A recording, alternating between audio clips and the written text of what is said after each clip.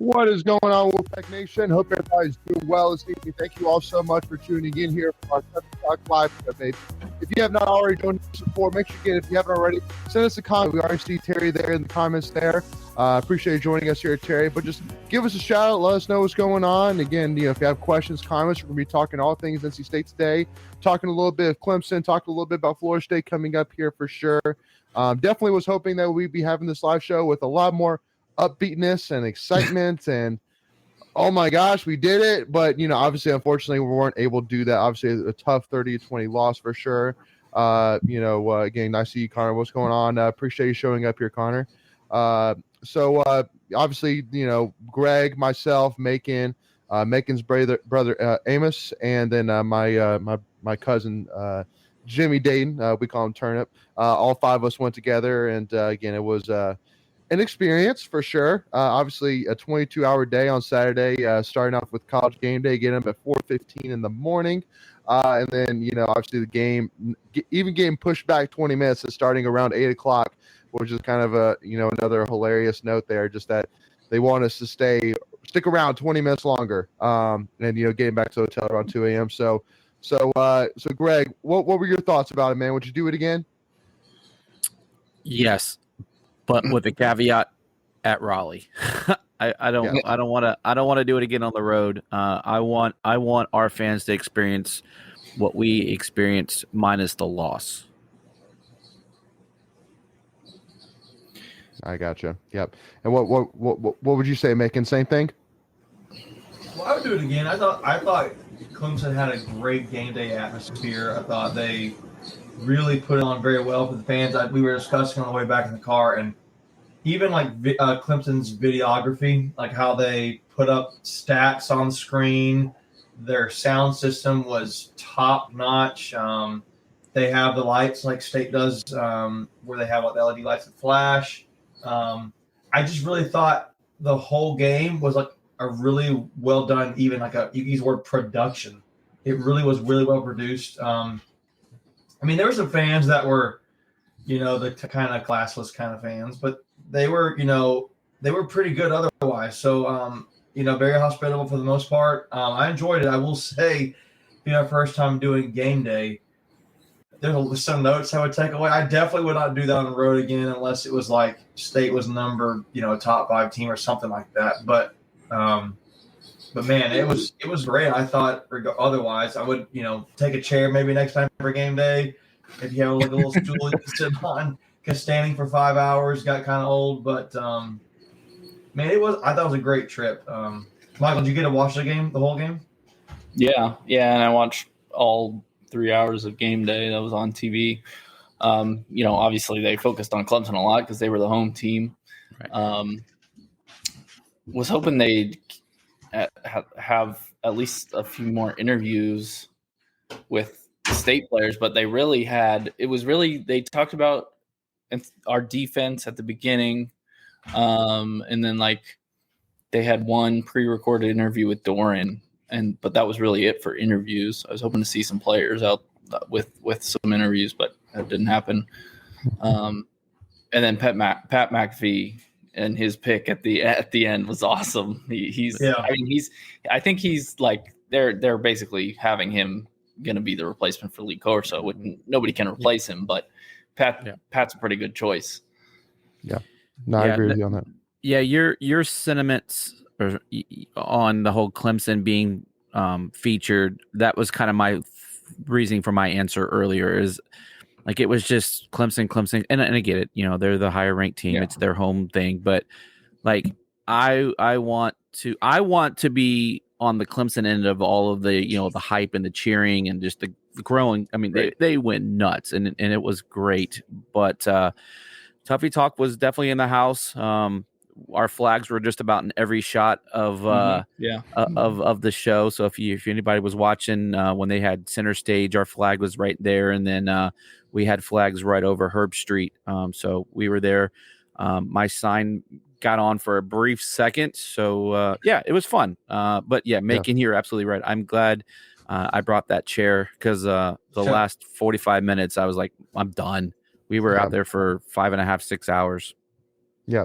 Well, and definitely, I would definitely say too that when they had made the announcement Lee Corso was not going to be there, I immediately kind of a lot of the wind kind of got taken out of my sails because I was just like, man, like there and because I knew what was going to happen, and it definitely turned out that way. It just felt like this build up to not really what we were, to it felt like this whole big build up to something which ended up not even taking place. Obviously, having Lee Corso putting on the mascot head definitely is what makes college it. game day. It makes it. Mm-hmm. And so that's why I'm saying everybody, who comments saying, well, Lee Corso's lost his step. Well, yeah, no, he definitely has for sure. He definitely fumbles on words, things like that. He's an 80-year-old man. Yeah.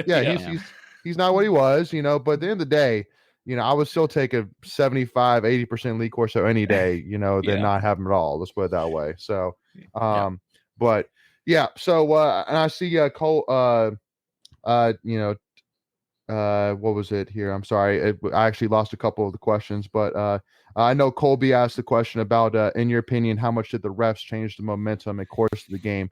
So I wanted to go ahead and kind of talk about that. So, first of all, obviously, I think it was a little bit of both ways. I know even during the game we were admitting, and here actually I can bring this tweet up here to show it. Obviously, this is the one picture that everybody wants to talk about for sure. And there's no doubt that, yes, that ball is free. That ball went through the end zone. It should have been a touchback. First and 10 from the 25 for NC State to end the first half. And basically you're going into halftime up 10-6 instead of being down 13-6.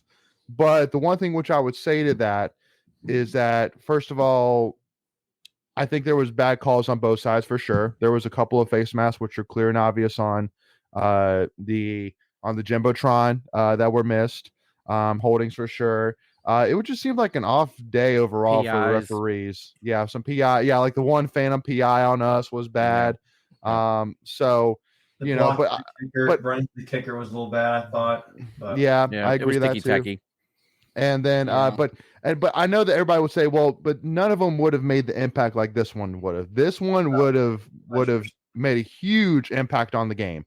But the more frustrating thing about it is why do we, the internet, have access to this view, but obviously ESPN or the reviewers didn't? Like, how are we able to see this clear as day that ball's free?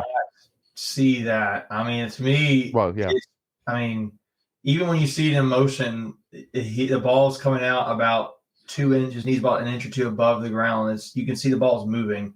So it was just I mean, and there's another clip, I think Barstool Pack or somebody had it up, where the clip of Will Shipley as he's walking off the field, looking back up at the play on the Jumbotron, and he even says, he's like, dang it. Like he knew he fumbled it. And but that's just the way it goes sometimes. And that's a huge miss though.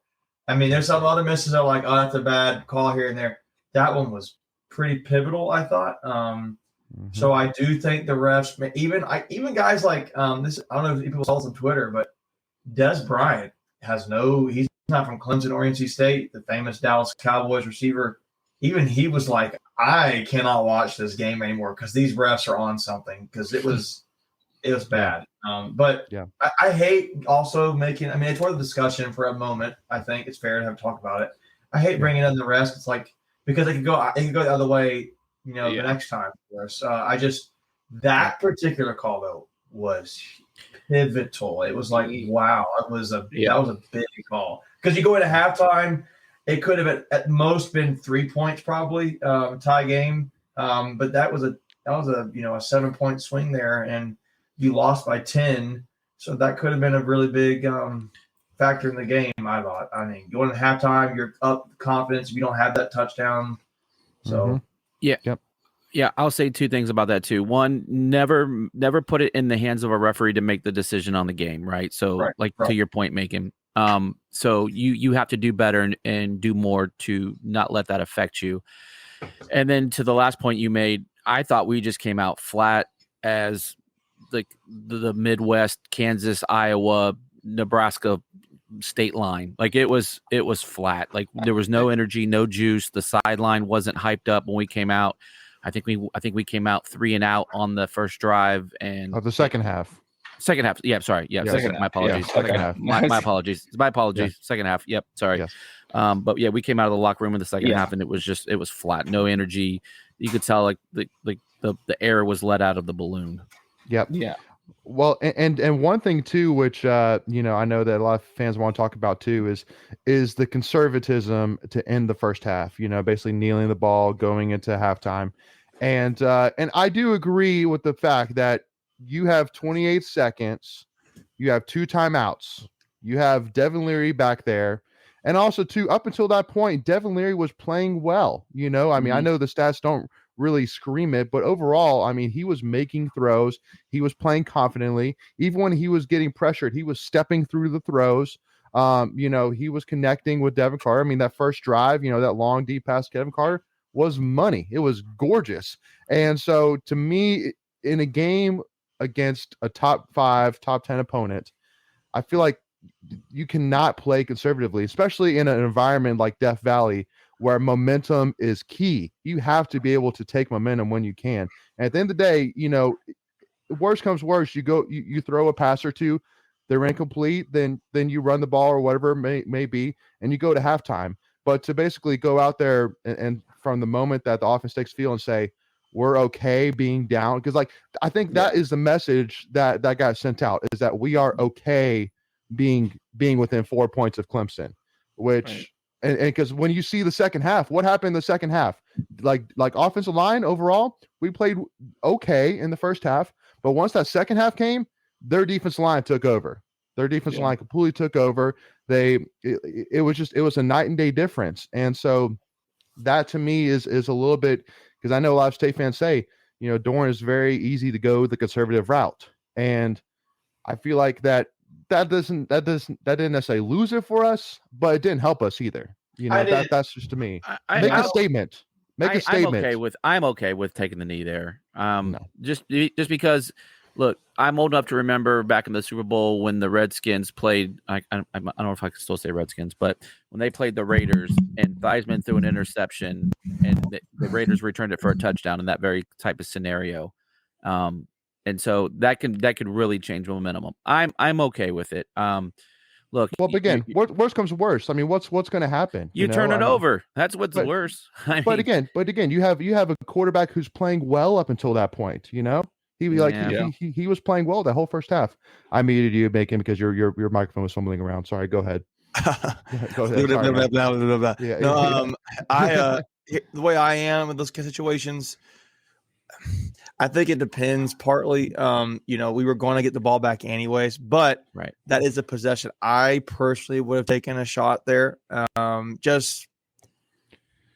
Worst case scenario, I mean, you could maybe get a pick 6, worst case scenario, but I mean, if you're taking a shot downfield, I don't foresee a pick 6 being likely to happen. I mean, if you're taking one of these slant passes, I could totally, like these 5 and outs, I could totally see that, or a 10 and out, I could see that happening. But if you're taking a shot downfield, I feel it's much less likely for a pick 6. Maybe I'm wrong and stupid in that. I know it's possible, but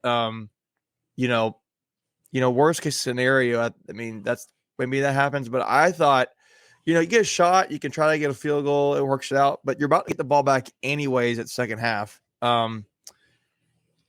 I don't know. I feel like that's such a small thing right now in this turns this. That's game. not what lost this game. I mean, that was nothing, because we got the ball right back. So that's weird. Well, I just think unfortunately there was 2 things that ended the first half, because obviously there was some kind of a switch that was flipped heading into the second half, and I think the combination of, and Ronnie brings it up right there, we played the prevent defense some on that Clemson drive at the end of the first half. The prevent defense only prevents you from winning the game. But again, at the end of the day, I completely agree, saying that there's no reason whatsoever that in the Wake Forest game, every single time Wake Forest rushed 3, DJ completed a pass, and most of the time completed a long pass and made them pay for it. Well, so why would we not look at that and go, we are not going to do that. We are going to bring pressure on him the entire game, and we are going to force him to make his first read, or if not, make a play himself. Because again, he made us pay for that, and again, bad call or not, it was it worked out for them. I'll make a note here. We talk about Devin Leary. I didn't think Devin Leary was great, but I didn't think he was like terrible. Was his he's actually had 2 worst games so far this season statistically, at least by PFF. East Carolina was UConn was actually his worst performing game statistically, if you want to look like that. But East Carolina was second, so he was graded out at a 60.2 against Clemson. His best game so far was Charleston Southern, and for reference, Texas Tech, he had a 67.6 grade. So he was fine. He didn't run the ball well. To me, the number that when you look at PFF and you see where we got, it's no surprise. The place where we got lit up the worst was pass blocking, man. It was was bad. It was bad. The grade we got was a 44.2. The next lowest grading we got it looks like it was run blocking. I mean, any sort of blocking, it just was really poor. And that to me was what cost us the game. I mean, like you said, Leary was the first couple drives. He was on point, and that's because the offensive line gave him enough time to make those throws. And then, I don't have a problem with the kneel down, because we came out right back with the ball, and then they got sacks on the 2 first plays of the second half, and then that was it. That set the tone for the rest of the game. Yeah, I go ahead, Macon. Well, I just don't. I feel like the main word we told us coming home for the Tuffy Talk crew was the word was execution, and it was just hitting the receivers in the ball is thrown right at Cruz Tootle, and it hits him off both hands, I think, in that situation, and it's picked off. There's the drive like a few drives before that where you have a play, I think, on second down, and Jordan Houston trips over his own lineman, and then the very next play, they throw the ball to Houston, and he's basically, it's not the perfect ball, but it hits him essentially in the catchable zone, and he just drops it. The penalties, Grant Gibson having these false starts, I don't understand what the deal is there, because he's the worst penalized offensive lineman on our team. Things like that, the kicker situation is fine. I just thought it was people are going to do about play calls. Like I saw the comment there Dalton had about our wide receivers are not getting open. Devin Carter got pretty wide open on the plays. I thought Thayer was pretty open a lot of times. I thought Keon Lassane had his best game. You could argue he was the second best receiver. He was 6 for 6. I just thought it was execution. I thought some of the play calling Tim Beck had was really good. I mean, it could have been better, sure, particularly in the second half, but I thought there was some plays in there that were really nice. I just thought guys just at different times, critical, poor execution at critical moments is what cost us the game. Yeah, I agree. Because when Leary did have the time, I mean, he took some shots. We didn't take enough shots, by the way, down the field. If you're just an average casual fan that just tunes into the talking heads of the national media, they all harped on that very point, from the week before with Wake Forest, going all off on those DBs, and we just didn't take enough time. I mean, we didn't take enough shots, excuse me, but you could also argue that Larry didn't have the time to do it, right? Like in the first half, when the offensive line was playing well, correct. We took a couple and it worked out. Second half, not so much. IPS, when we were listening to the pod coming home, they brought up a great point. Clemson scored on 60% of their possessions on Saturday night. They had 10 possessions and they scored on 6 of them.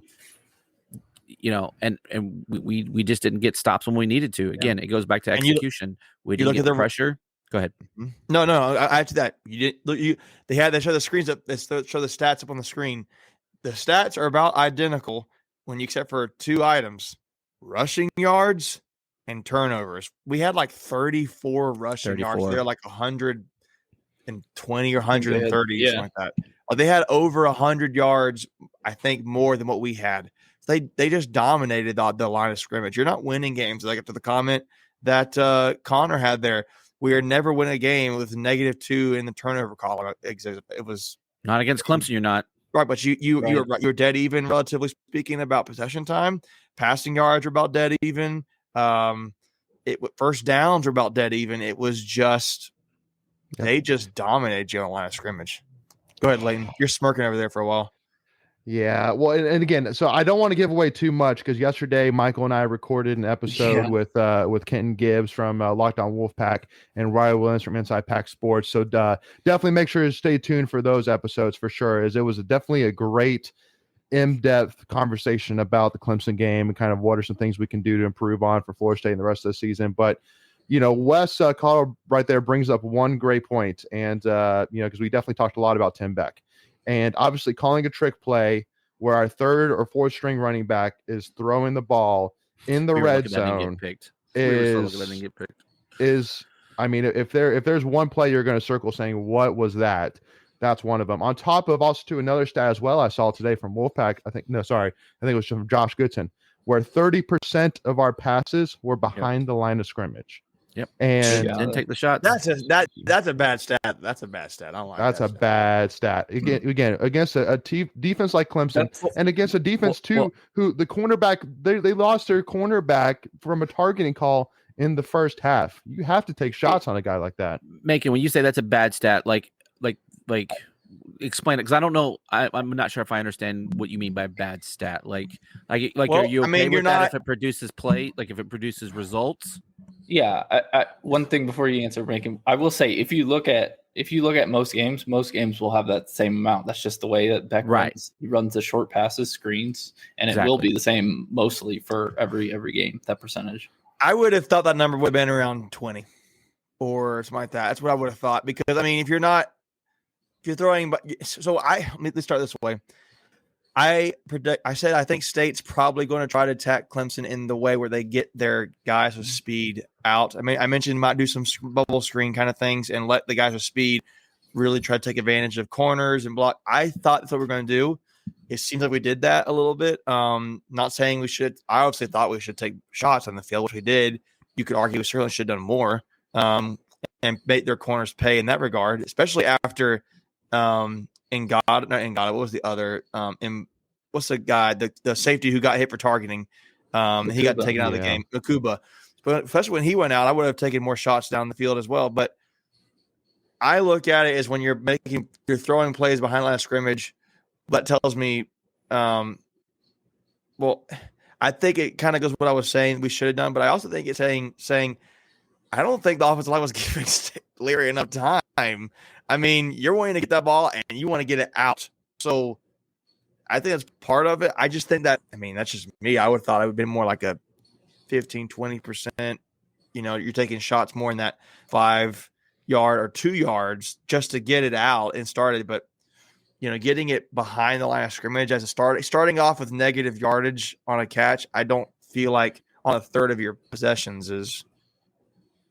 Yeah. But what I know, I still thought Beck called a good fine game. I thought he could have done better on some way. I thought it was fine. I honestly thought the way he called the game, there was enough there for us to win. It was just poor execution. So I don't want to be like, oh, Tim Beck sucks and whatever. No, that was not that at all. That was not. Yeah, it's easy to blame the coordinator when your offense barely scores 20 points. So, but there was too many times where we got behind the chains, whether it was a penalty, whether it was getting broken up, in the backfield on a run, whether it was a 1 yard run. We just, again, I think the word of the day, and you keep hitting on it, Macon, it's execution. It just look, we showed up. All right, we played a good game. We didn't play a great game, and I think you have to play a great game against Clemson when you're playing on their field. I mean, we've shown that we can compete with them, and I thought we did compete. We just did too much to beat ourselves to not win that game. And look, we were a top. I still think we are a top 10 team. And we only dropped down to 14. There's still plenty of time to get back in the top 10. and get 10, maybe 11 wins still. Look, hey, we've only got one loss, and again, it's against Clemson, who's owned the ACC on the road. Yeah, like look. I hate moral victories, but I get you what you're saying. I get what you're saying. Yeah, I'm done. I mean, I'm just done with the. No, I don't think it's a moral victory. I just don't think it's like a true. devastating The sky loss. hasn't It's fallen. perspective. Yeah. It's perspective, then not moral victory. Yeah. Yeah. Maybe sorry about that. That's probably look, poorly look. In 3 or 4 weeks, if we've lost 2 or 3 more, okay, maybe we have this discussion. But right now, it's one game. We lost on their field to the number 5 team. Look, we didn't cover. Big deal. Whatever. We fought. It was a 1 possession. It was a 7-point game, like early into the fourth quarter. Mid fourth quarter. Yeah. So, and I do want to, add in as well, that again, just make sure to stay tuned as we have our episodes coming up here soon, which kind of give a lot more insight, talking a lot more about Tim Beck and the offense as well. So I don't want to talk too much more about that because don't want to give too much of that away. Can I say one more thing? Not offense, it's defense. People also said the defense didn't play too great. I think you can see that at times. Your leaders. I thought Isaiah Moore was probably your best defensive player that game. I thought, that last play, that last touchdown with when Peyton. DJ got, did a little curl on the outside. Peyton made a bad angle on that, bit a little too hard in there, and DJ's a good enough athlete to make that happen. But to me, what I saw was that the first half, Will Shipley was the guy beating us. They found that was the soft spot in our defense, and they were attacking it, and it worked. Will Shipley didn't do anything the second half. I didn't see him do much in there, and so when you think about that. Just be mindful. People say, well, the coaches, I did hear some people saying the coaches need to make adjustments and blah, blah, blah. I really think they did. I just think when you talk about execution, that's not just offense, it's defense. I think there was some gap integrity there on defense. That, those little, kind of slow runs, RPOs, and D just kind of comes up the middle and just pops out, and there he goes. We got lulled a couple times. Yep. And, so that was something there. I think it was just, I'll make that note. I think there was some adjustments because I did hear some of that comments. I do think there were.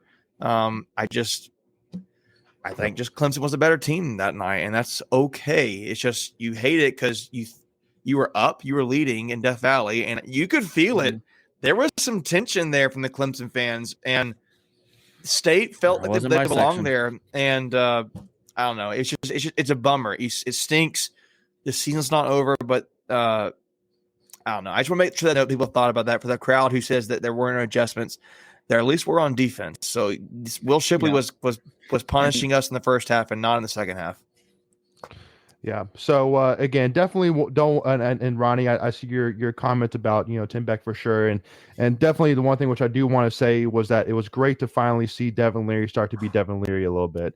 Obviously wasn't by any means exemplary per se, but it was good to see him start to make some of the accurate throws that we have seen from him before. It was good to see him play with some confidence. It was good to see him try and find that connection a little bit. So hopefully we can build off of that heading into FSU here. But again, I highly suggest you, Ronnie and Hunter, for sure to check out our episodes here coming up here this week. But we'll make sure to get to more of your comments. Dalton, I know you asked your question about the sound system. We'll get to that too. But real quick, I do want to give a shout, especially to, since we had our girl Mackenzie comment here with us. So I'm assuming that she's watching right now. So I want to take this moment, first of all, again, to give a huge shout out to her and the Blackwell family. Definitely our prayers and thoughts are with all of y'all. And for those who do not know, unfortunately, the news came out from Mackenzie that her father has a couple of brain lesions that have been caused by cancer of a sort. And so he is in the hospital right now. So our thoughts and prayers go to her father, and the entire Blackwell family. And we miss y'all and definitely are hoping for the best and hoping to have Mackenzie back here with us here next week. But also, too, we also want to give a heads up that in honor of Mackenzie and the Blackwell family, we are officially announcing, as of this Tuffy Talk live show, that we are starting the Blackwell family giveaway. So usually every single week, we usually give away tickets, whether it's by doing retweets, whether it's by being a subscriber, whatever it may be. But this week, what we're going to be doing is we're actually going to be raising some money. And so to give a little bit of a background of it. So Mackenzie's father actually bought tickets through his StubHub account for him and Mackenzie to go to the Clemson game. But then unfortunately, after he bought the tickets is when he started going south and went to the hospital. And so unfortunately, because of the state he was in, there wasn't any way for her or the family to get access to the tickets, which meant there was no way for them to be able to sell the tickets or anything like that, or recuperate the money. So unfortunately, they lost money for it. So for that, along with also too as well, all that they're going through right now with personal and medical expenses for sure. We're going to be actually, if you look in the description of the video below, you'll see a GoFundMe link. And so what we're going to be doing is, so for every $5 you donate, you receive one entry for this ticket giveaway. So meaning that, again, all you have to do is donate at least $5 and you have a chance to win the giveaway. But again, for every $5, so if you donate $20, you get 4 entries. If you donate $100, you get 20 entries. So basically what I'm saying is the more money you donate, the more likelihood you have to win. Okay. So if you have any questions about that, let us know. But again, the link to that is in the description below. So again, we have a goal right now of, $1,000, but again, then and whatever we can put together, I know will be much appreciated for sure. And and I know Mackenzie there, she didn't know about this ahead of time. Again, it goes to a great cause, to a family that definitely, needs the support right now, to a family that bleeds and loves NC State with all their heart and soul. And I know every single NC State fan knows that. So, I just, ask, to all those listening, all those watching to, let's, come together. Again, this isn't the benefit for us. This is the benefit for Mackenzie and the Blackwelder family, period, straightforward. And so that's why we wanted to do this. And instead of doing, giving away tickets to benefit us somehow, we wanted to turn around and give it right back to one of our very own Mackenzie. So, again, just, again, donate at least $5, description below, click on it. But for every additional $5 you donate, you get more and more entries. So that's how it'll basically work. Greg, go ahead.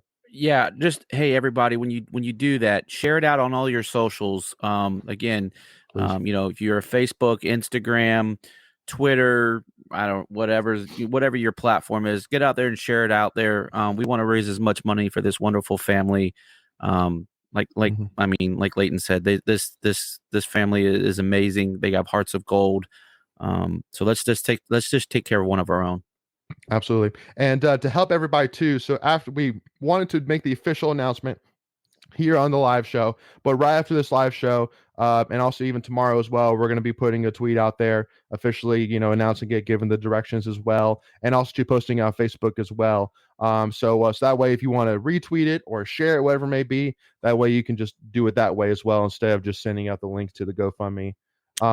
So yeah, if you have any questions, let us know. But again, definitely, praying for y'all, Mackenzie, and definitely hoping for the best and hoping to have you back here soon.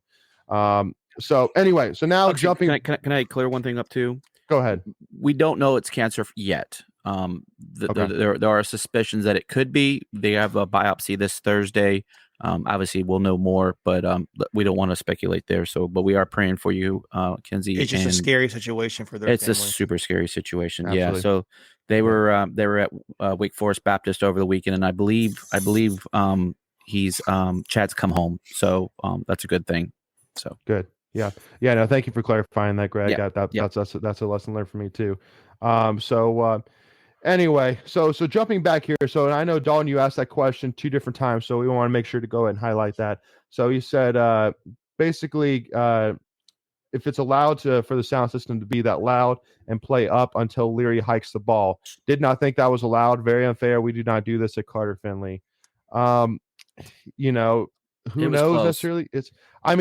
They've done it that way for years. I know, especially too, like the one thing which I always say is, on most third downs, they usually have like those tiger eyes and it'll flash, purple and orange, which to me, I think that's honestly more distracting than even necessarily the noise. Whether it's, allowed or not, I know they've been doing it for a long time now. So I feel like if it was illegal, that it probably would have been brought to their attention by now. But, and again, I think a lot of it too as well. Just keep in mind that during this offseason, we're going to be putting in a new scoreboard, bigger scoreboard. So hopefully that should help a little bit. And also a new sound system as well is on the way here as well. So hopefully that can help a little bit. It's way overdue. Way overdue. I'm tired of seeing the panels, noticing the old panels on the video screen. So Macon, Greg, Michael, any more comments about that, or is that pretty straight and simple? No, I made that same comment. And I mean, they were getting pretty. I wouldn't say it was right up to the snap, but again, you don't know when the ball's gonna be snapped. I think the rule is 10 seconds before the play clock goes off, but I'm not 100% sure on that. I mean, here's what I think about it. I don't really have. I've been to a lot of other games. I will say it's not true. I've been to Notre Dame, I've been to West Virginia, I've been to UNC, Virginia Tech. I don't see any of them doing that. And it's not saying it's not allowed. I just think it may be a slightly poor sportsmanship there. But they can do it. If it helps them win, I mean, State, maybe they should start doing that a little bit more. I don't know. I think it's fine. I just I mean, they can do it if they want to. It's not gonna it's not gonna hurt their chances to win. So I mean, you almost want to say, well, why not do it? But I do think it's a little bit poor sportsmanship, but that's just me personally. It's not like it's a rule or anything like that. And to your point, Leighton, if it was doing something wrong, they probably already have been shut down doing that. Yeah. And then to a side note, I see Jonathan's question. He had, seriously, how are the fans to you guys Saturday? And what do you think of the atmosphere? I made the comment earlier, Jonathan. Sounds like you're a Clemson fan. I thought the fans were mostly good. There was a few, fans that were losers about it. They're pretty rude about it. But for the most part, I thought Clemson was very hospitable. I thought with the people we sat around were very nice. The concessions lady even gave me like a discounted drink, and it was like I was going to go get a soda, and she gave it to me for cheap. I thought they were mostly nice. There were some fans that were kind of jerks about winning. Sorry losers. I'm sorry winners. Excuse me. But beyond that, it was fine.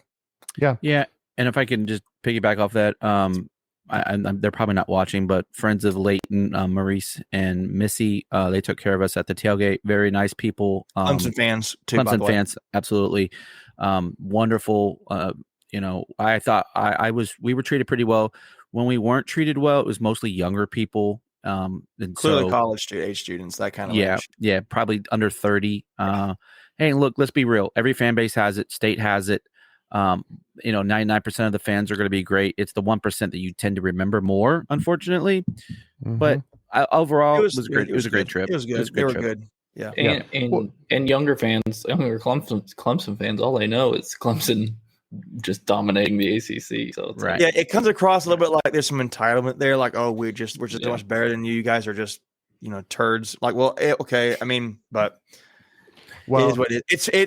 There's always going to be those kind of fans. No, you're not going to ever go and it's like, wow, these guys are the most polite fans when they win or lose. They're just always So I mean, it's just part of it. As soon as we walked into game day, we got the proverbial 4-letter word "you" chant, and we just kind of embraced it. Whatever, they were all college kids. It was early in the day, but I was walking down to my seat after the interception, minding my own business, and the fan just turned around on me and gave me another "FU" chant. And some older people by him were like, "Yo, yo, yo!" I was like, "So it's just not necessary for it. Look, just act right in the stands." But hey, I would go back. I'd go. Yeah, back. The fans we sat around were really great. We were having conversations about where Clemson get their mascot name from, and just what are their views on the season, or all this. The play caller simply thought we fumbled. We were like debating upon what that was going to look like, or this penalty here, the targeting call. That they were livid about that for a little bit, and it was like, yeah, we're going to talk about it. It was fine. It was good, fun debate, competitive debate, as it should be. That was fun. That I enjoyed. Yep. Well, and again, I want to say a couple things, but first of all, I want to clarify one thing about that targeting call that I watched it. I watched some of the game back. I didn't watch all of it, but just some of the game back. And I did watch that play, and because I said it with confidence during the game, and I even said it with confidence even watching it afterwards, that unfortunately, per the rule book, It's straightforward. He led with the crown of the helmet, hit Keon Lassane right in the head or neck area. It's straightforward. And even though Keon Lassane basically rolled him over, keep in mind that's not necessarily what the player does on the play. Like, it's not necessarily if like he knocks over the wide receiver or he gets knocked over himself. It's a matter of that they're trying to teach the players to not lead with the crown of the helmet. It is a dangerous play. Yeah. So just wanted to clarify that. Go ahead. It is more for the protection of the tackler than it is the tacklee. Like, 1,000%. So the tacklee. I don't know. No, I think word. I know the what one you're talking about. receiving the It's just tackle. a good word, tacklee. Yeah, I don't know. Yeah. So it was definitely watching that on TV. It was textbook targeting. I mean, the hit wasn't that big or violent. No, but that's what I mean. It wasn't. You guys tell us this too. Michael, everybody tell us. So I heard on Twitter that like Curve Street was just drooling over Clemson. Was that true? I don't think. I don't know. I don't think so. I mean, for the most part, they dominated the second half, and that was when he started, talking about him more. But sure, which, I mean, rightfully so. Yeah, sure. I don't know. Fine. I didn't think it was that bad. Yep. Nothing. I kind of heard people saying like that. Oh, Curb Street's just salivating over Clemson. I was like, that would be really annoying to listen to, but frustrating. I think state fans are just jaded for so many years. Like, nothing that jumped out at me where I was like, did he really just say that? Or like, yeah. Now, the one thing which I do want to do, which is why I'm bringing my headphones back, is I got to give my hats off to DJ, because I'll say this right now. At the end of the day, the DJ that we saw last year is not the DJ that it is now. At the end of the day, I mean, he's a solid quarterback. There's no doubt about it. He played, overall well. Obviously missed some throws here and there for sure, but hey, he played a solid game. Can't argue that one way or another. But definitely, one thing which I want to say too a little bit about the fans environment as well as it again, like, we already said that, every fan has every fan base has it, but at the end of the day, the one thing which I want to point out even as well, DJ kind of talks about it, saying, you gotta be appreciative of what Doran's done for the program. At the end of the day, yes. I mean, I think for me, really about this season, we were hoping and we really saw the potential for hitting the grand slam, hitting the home run here this season. But at the end of the day, I always say, as long as we take a step forward as a program, then that's all we can really ask for. And at the end of the day, there still is a lot of opportunity here to take not only one, but multiple steps forward here as a program. But obviously, we were hoping for the Grand Slam of an ACC championship. That's still on the table. Like, is Clemson going to lose 2 games? Like, is 2 games? They're going to lose 2 games? Probably not. But probably not. But so you're saying there's a chance you go out. They and still have to play Florida State. They still have to play Florida State. They still have to play Syracuse. I mean, I'm not saying they're like going to be, who knows what's going to happen? God forbid they have an injury. I don't. No one's hoping for that. But I'm just saying, let the crazier things have happened. So sure, Miami. Well, no, their coastal division matchup is Miami, who's hasn't obviously had a bad loss to Middle Tennessee State, but on paper they have the same amount of talent as Clemson. Yeah, but they play them in a few weeks, and Miami could get it right. Like, yeah. No, again, and I'm not sitting here saying that the ACC championship is not going to happen. I'm just saying realistically, it's tough. It would, many dominoes would have to fall.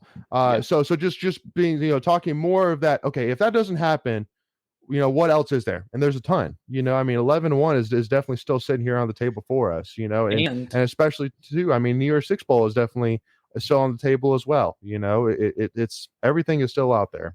So, Michael, go ahead. If we really want to get crazy, probably the second best thing after Clemson losing would be Clemson winning out and going 13-0, winning the ACC championship. Then we went out. Then we're sitting there at 11-1 with our only loss as a road loss to Clemson. And you're going New Year's Six Bowl. Depending on, New Year's Six Bowl, but depending on chaos. UNC chaos. That's the best chaos. Resume for the He's not wrong. Spot. But no, listen to me. No, it is 100%, because if Clemson goes, then that means that leaves a New Year's Six spot open that the ACC champion would have taken. So then it's basically either us at 11-1 or whoever loses in the Coastal. But right now, the top 2 teams, Miami lost to Middle Tennessee State at home.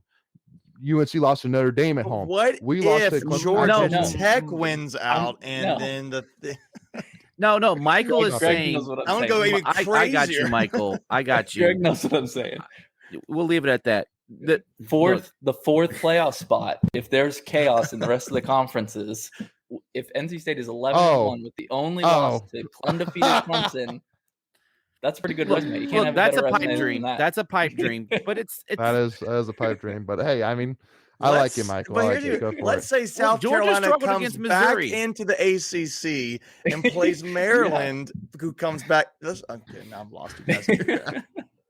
No, I see you, Michael. I Look, see you. go brother. play the games and see what happens. Yeah. Amen. No, again, at the end of the day, again, honestly, a huge moment for this program, honestly, is on the table this weekend. Because again, Macon, I know, again, I'll let you take over the stats, but there is a stat out there that is overwhelmingly that the game after you play Clemson or lose to Clemson, that more than likely most teams have lost that next game. And Macon, can you? I don't know the exact stat, but something like 90% of teams, whenever they play Clemson, they lose the following week. I mean, just they got Clemsoned, if you will. It's just been like last year. State didn't fall in that category. They win.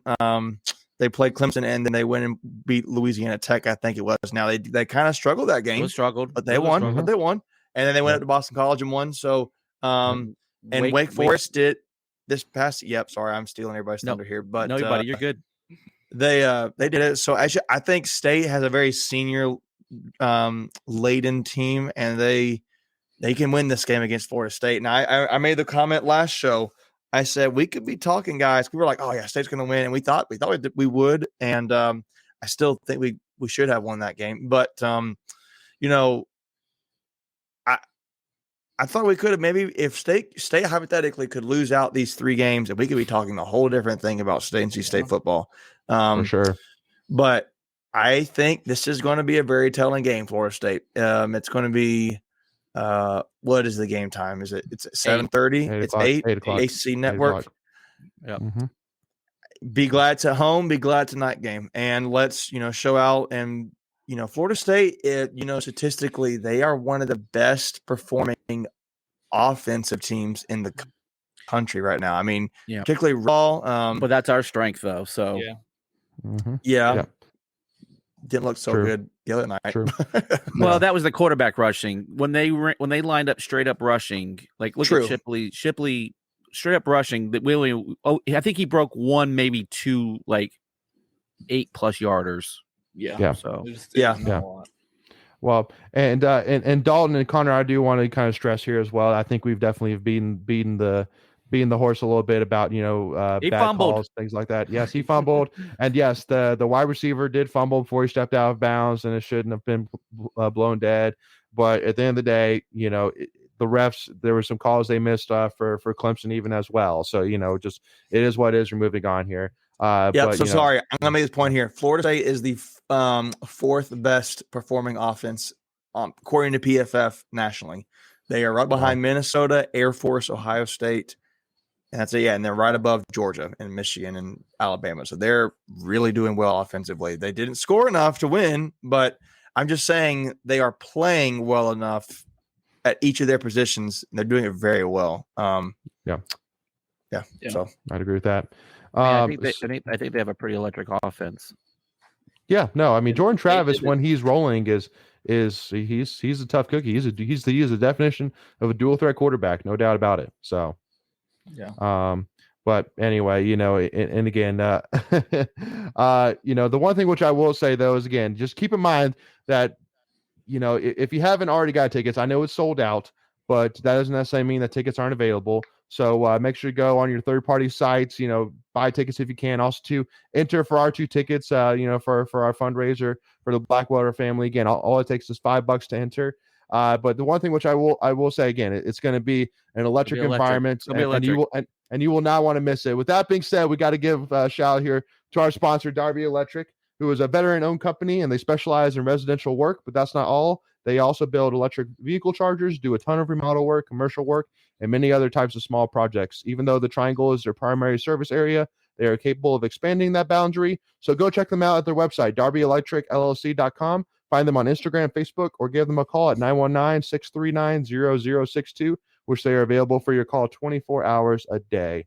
So with that being said, again, make sure, again, if you already have tickets, great. If not, make sure to enter for ours or go check them out as well. We need every single seat taken. We need to support these guys 100%. We need to red it out, baby. We need to light it up. So, but the one thing which I do want to kind of wrap it up before we kind of finish up talking about football and talk about kind of a couple other sports here within NC State before we wrap this Tuffy Talk Live show up is, at the end of the day, with the spot that we are in, and especially with as crazy as college football is right now, our situation is way better than a ton of other teams right now, but specifically even the ACC. I mean, again, Louisville lost at home on the road to Boston College this weekend. Obviously the Florida State loss was critical for sure, but again, there's a lot of teams this year that have a lot of bad losses. Again, Miami losing to Middle Tennessee State. So, at the end of the day, the fact that we're sitting here, 4-1.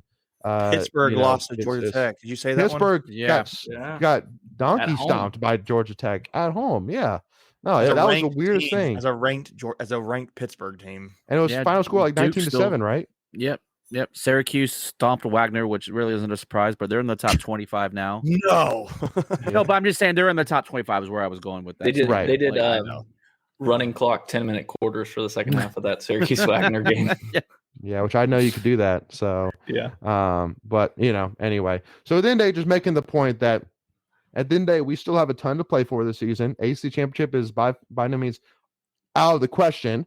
But even if it is, or even if it ends up being out of the question, at the end of the day, we still have an opportunity to go 11-1. Definitely play for a New Year's Six bowl. And I think if we are playing in the Orange Bowl, come late December, early January, I can't remember when it is. I don't think many State fans are going to be too upset about it, because that will, in terms of results, will be probably easily one of the greatest state football seasons of all time. Hey, so since it's a New Year's 6-day bowl, I'm going to go. It's New Year's Day. Okay. Yeah. I mean, that makes sense. So it's been a Monday, man. It's a Monday. It's been a Monday. Yeah. No, New Year's 6. Yeah. No, got to think that through a little bit more. All right. So that being said, going to move on over to Tuffy's Tweets of the Week to give a shout out to a couple of our other sports here that need some shout.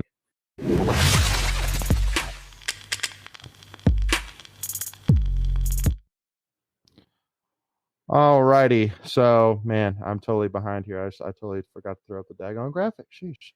Or the background, whatever it is. Want to give a shout out, first of all, to women's volleyball. That's coming off of 2 straight ACC wins against Miami and Florida State. Florida State. Yep, but we lost to Pitt, who's a top 10 opponent. It's definitely no shame there whatsoever. Got to give a shout out to Ava Brizard, who was named ACC Freshman of the Week, and especially with ACC being as strong as it is in volleyball, to have a player, especially a freshman, get named with accolades like this definitely says a lot for what Luca Slabe and this Pac State women's volleyball team is doing. Trending up. Got to give a huge shout out there, and especially to, I know from them bringing in multiple different transfers, a couple from Texas, which is a big time women's volleyball program. Again, I just cannot stress enough that if you have the time for it, it's not like tickets are expensive. I think they're like $5 or $7 a ticket, so it's a cheap ticket as well. Go support these girls. Again, it's a great match. It's a great team, and you will enjoy it for sure. It's well worth the money, and I know that it goes even way further with them.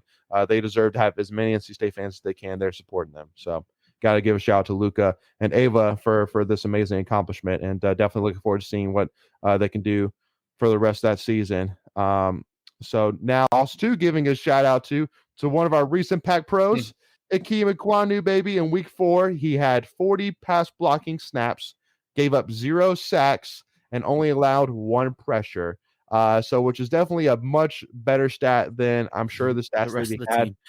Well, Yeah. that too. Yes, yeah, no, On offense, particularly. Except for Christian McCaffrey, who led me on to beat Greg in fantasy football this week, baby. Ooh. Wow. We had to just throw shade like that. I mean, a broken clock's right twice a day, so whatever. That's true.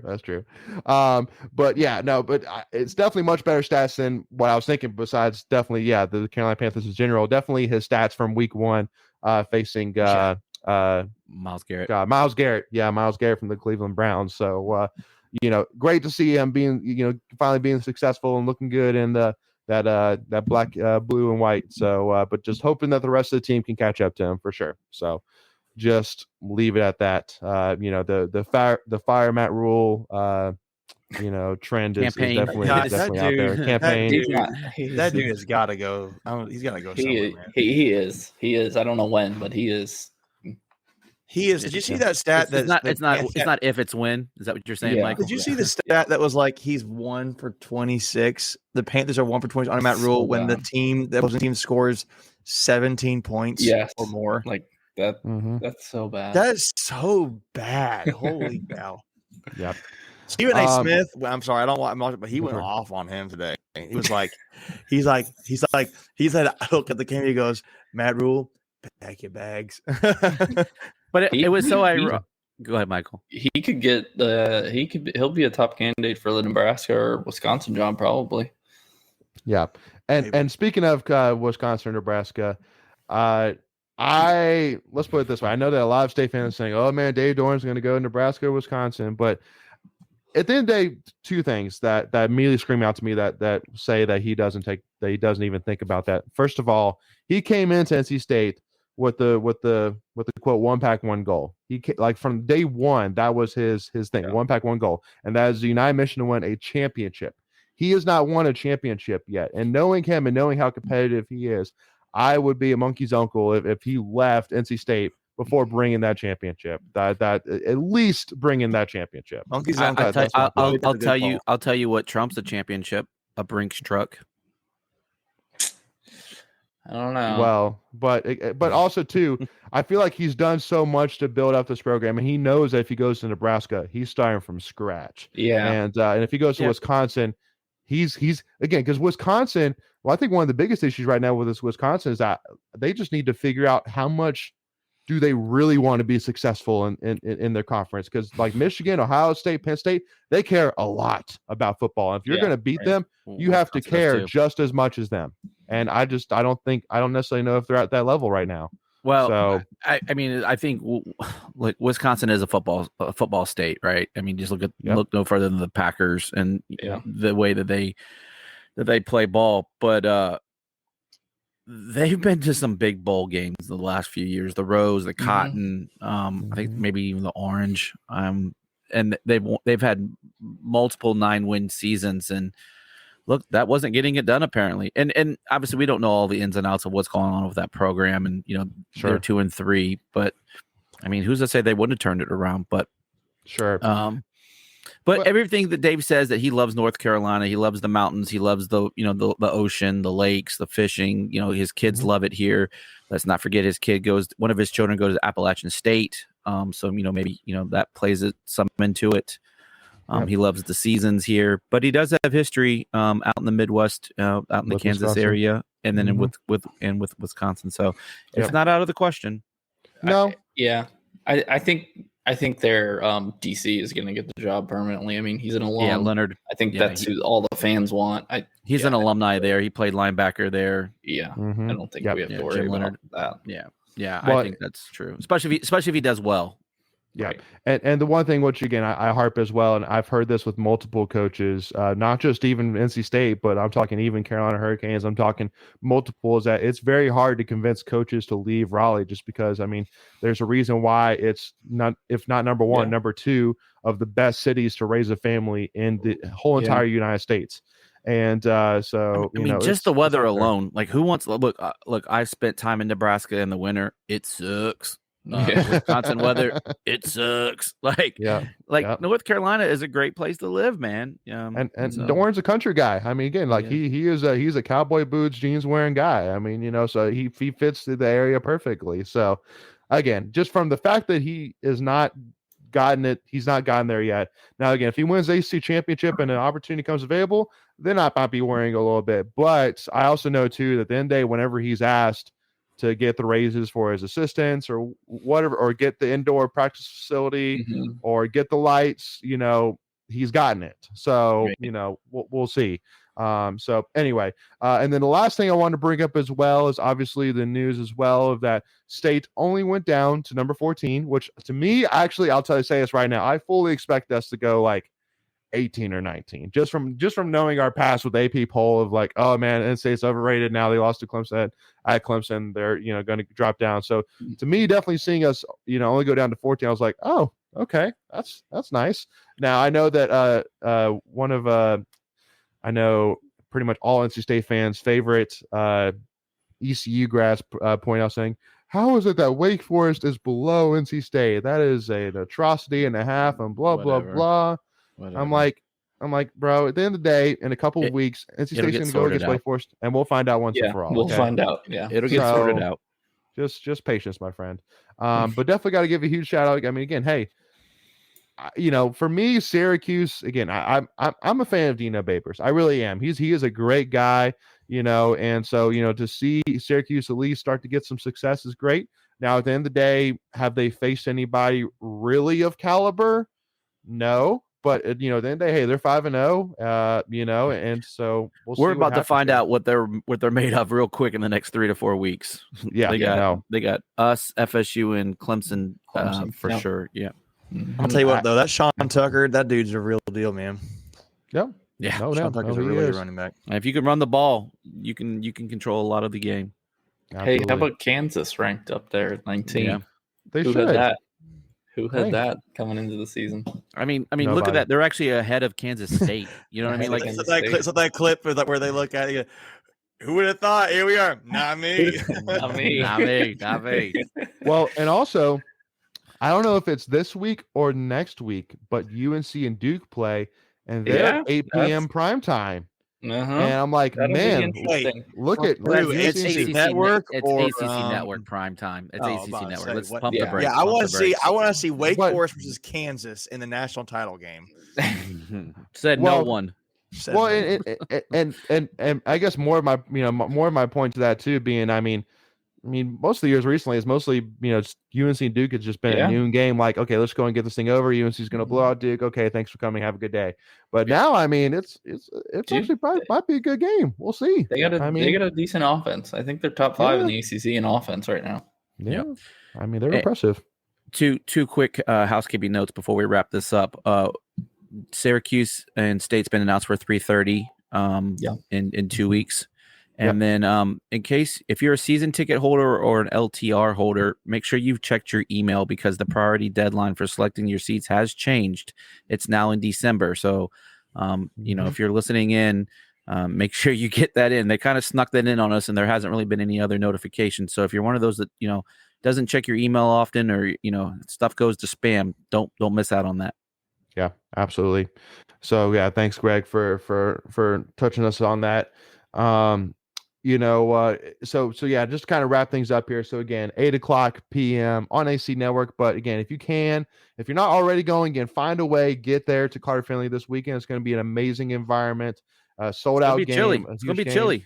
Hey, it's going to be chilly. Hey, finally pulling out the jackets a little bit. Hey, I'm not against that whatsoever. Exactly. So definitely looking forward to seeing a packed crowd there at Carter Finley. And also too, again, make sure if you haven't already, please make sure to check out our fundraiser for the Black Welder family. Again, giving away 2 tickets, 50-yard line, upper level, baby, on the home side. So again, they're great seats. And again, we're giving away. All you have to do is donate at least $5. But for every additional $5 you give, you receive more entries. And the more entries you get, the more likelihood you have to win. And that will be open until Thursday. Late afternoon. I think I put the deadline at 5:00, but again, all that information is there once you click on the GoFundMe. And again, the links to that's in the description for this video. So again, with that being said, again, thank you all so much for tuning in. We really appreciate all your support. Again, as always, make sure again also to keep an eye out here for our episodes that's coming out here this week here again with Ken Gibbs from Lockdown Wolfpack and Ryan Williams with Inside Pack Sports, talking about the Clemson game even further and talking about the FSU game, what State needs to do to be successful. But with that being said, thank you all so much again for your time. Thank you so much again for tuning in. We will see y'all next week, Monday night, 8 p.m. We'll see y'all then. As always, go Pack, baby. We'll see y'all soon.